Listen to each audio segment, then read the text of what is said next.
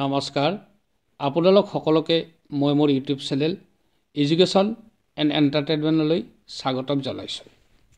আজি আমি আলোচনা কৰিব ওলাইছোঁ চৰকাৰী কৰ্মচাৰীসকলে অৱসৰ গ্ৰহণ কৰাৰ পাছত JIS তথা গ্ৰুপ ইঞ্চুৰেঞ্চৰ ধন উভতাই পোৱাৰ বাবে কি কৰিব লাগিব। সকলো কৰ্মচাৰীয়ে নিশ্চয় জানে যে চাকৰিত প্ৰথম দৰমহা পোৱা দিনৰে পৰা প্ৰত্যেকজন কৰ্মচাৰীৰ মাহিলী দৰমহাৰ পৰা JIS, PTax, NPS আদিৰ ধন কটা হয়। এই কটা যোৱা ধনৰ পৰা NPSৰ কিছু অংশ আৰু JISৰ জমা হোৱা ধনখিনি অৱসৰ গ্ৰহণ কৰাৰ পাছত কৰ্মচাৰীজনে উভতাই পায়। JISত কৰ্মচাৰীসকলৰ চাকৰিৰ গ্ৰেড অনুযায়ী কটা যোৱা ধনৰ পৰিমাণ বেলেগ বেলেগ হয়। এই ধনখিনি ঘূৰাই পোৱাৰ বাবে কিছুমান নথিপত্ৰৰ প্ৰয়োজন হয়। সেইবোৰৰ সৈতে বিভাগত আবেদন কৰিলে এই ধন ঘূৰাই পোৱা যায়। অৱশ্যে ইয়াৰ বাবে কৰ্মচাৰীগৰাকীয়ে চাকৰি কৰা কাৰ্যালয়তে সকলো কাম সমাপন কৰি দিয়ে। তথাপি সকলোৱে এই বিষয়ে জনাৰ বাবে এই ভিডিঅ'টো প্ৰস্তুত কৰা হৈছে।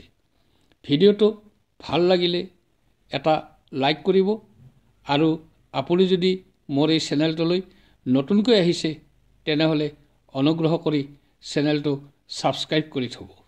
JISৰ ধন উভতাই পোৱাৰ বাবে যিখন চেকলিষ্ট আছে সেই চেকলিষ্ট মতে প্ৰথমতে কৰ্মচাৰীজনৰ অৱসৰ গ্ৰহণ কৰাৰ এখন চাৰ্টিফিকেট ইয়াৰ লগত গাঁঠি দিব লাগিব আৰু যিখন চাৰ্টিফিকেট কৰ্মচাৰীজনে চাকৰি কৰি থকা কাৰ্যালয়টোৰ মুৰব্বীগৰাকীয়ে প্ৰদান কৰিব। তাৰপিছত কৰ্মচাৰীজনৰ জন্মৰ প্ৰমাণপত্ৰ, কৰ্মচাৰীজনৰ এপইণ্টমেণ্ট লেটাৰ, তেওঁ যদি যেতিয়া নন চেংচন হিচাপে কাম কৰিছিল সেই এপইণ্টমেণ্ট লেটাৰখন আৰু সেই নন চেংচন পষ্টৰ জইনিং লেটাৰখন, তাৰপিছত তেখেতৰ যেতিয়া পষ্টটো প্ৰভিঞ্চিয়েলাইজ হৈছিল সেই প্ৰভিঞ্চিয়েলাইজ হোৱা সেই এপইণ্টমেণ্ট লেটাৰখন, সেই জইনিং লেটাৰখন আৰু তাৰ লগত দিব লাগিব এখন ফৰ্ম নং 1। ফৰ্ম নং 1খন হৈছে যে কৰ্মচাৰীজনে এই JISৰ ক্ষেত্ৰত কোন সময়ৰ পৰা বা কিমান তাৰিখৰ পৰা কোন তাৰিখলৈ কিমানকৈ টকা কাটিছে তাৰ এটা বিৱৰণ দি তেওঁ চাকৰি কৰি থকা সেই অফিচ বা কাৰ্যালয়ৰ মুৰব্বীগৰাকীয়ে ঊৰ্ধ্বতম কৰ্তৃপক্ষলৈ লিখিব লাগিব। তাৰপিছত আছে এখন ফৰ্ম নং 3 বুলি, আৰু ফৰ্ম নং 3খনত কৰ্মচাৰীজনে নিজে ঊৰ্ধ্বতম কৰ্তৃপক্ষলৈ আবেদন জনাব লাগিব যে তেওঁ ইমান তাৰিখৰ পৰা চাকৰি কৰি আছিল আৰু ইমান তাৰিখত তেখেত ৰিটায়াৰ হৈছে আৰু তেওঁৰ ইমান তাৰিখৰ পৰা ইমান তাৰিখলৈ JISত ধন কটা গৈ আছে।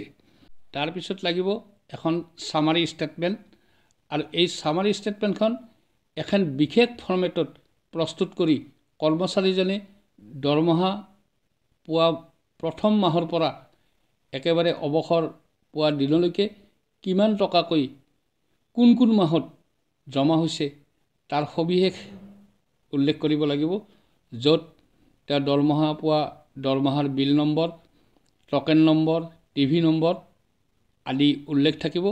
আৰু এইখন ট্ৰেজাৰী অফিচাৰ অৰ্থাৎ কৰ্মচাৰীগৰাকীয়ে যি ট্ৰেজাৰী অফিচৰ পৰা দৰমহা গ্ৰহণ কৰে সেই অফিচাৰৰ চহী লৈ তেওঁৰ আবেদনৰ লগত সংলগ্ন কৰি দিব লাগিব। তাৰপিছত কৰ্মচাৰীজনৰ দৰমহা পোৱা সময়ৰ পৰা কিমান টকাকৈ NPS চিটালত কটা গৈছে তাৰ উল্লেখ থকা এখন ফৰ্মেট লাগিব, যিখন ফৰ্মেটতো বিল নম্বৰ, তাৰিখ বা NPSৰ কটা যোৱা ধনৰ পৰিমাণ ইত্যাদি উল্লেখ থাকিব।